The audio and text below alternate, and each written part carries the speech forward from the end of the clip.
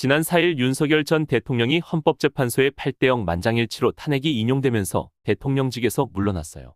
이에 따라 차기 대통령 선거는 오는 6월 3일 열려요. 그런데 우원식 국회의장은 대통령 선거일에 개헌 국민투표를 같이 하자고 제안했어요. 비록 사흘 만에 이 제안을 철회했지만 이후 개헌은 뜨거운 감자가 되었죠.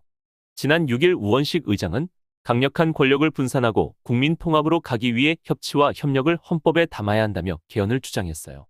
우 의장이 이번 담화에서 자신이 생각하는 개헌안의 내용을 이야기하진 않았지만 강력한 대통령의 권한을 일부 국회로 옮기고 4년 중임제 도입을 원한 것으로 알려졌어요.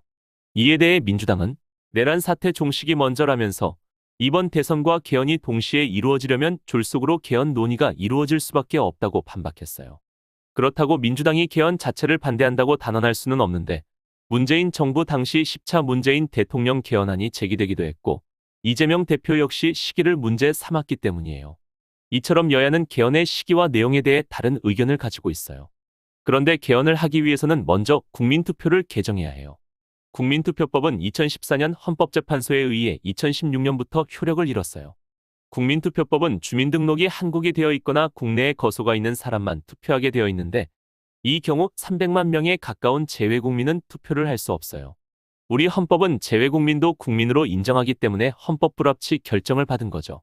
그래서 현재로선 국민투표법을 고치지 않으면 개헌을 위한 국민투표를 할 수 없어요. 대통령은 국회의원이나 시장, 도지사, 지방의원과 달리 새롭게 선출돼도 남은 임기를 채우는 것이 아니라 새 임기를 시작해요. 선거 절차는 대통령 권한대행인 한덕수 총리가 선거관리위원회에 공문을 보내면서 시작돼요. 거리로 인한 대통령 선거는 60일 이내에 실시하죠. 보궐선거는 원칙적으로 일반 대선 날짜와 달리 공휴일은 아니지만 정부는 원활한 선거를 위해 임시 공휴일로 지정할 수 있어요.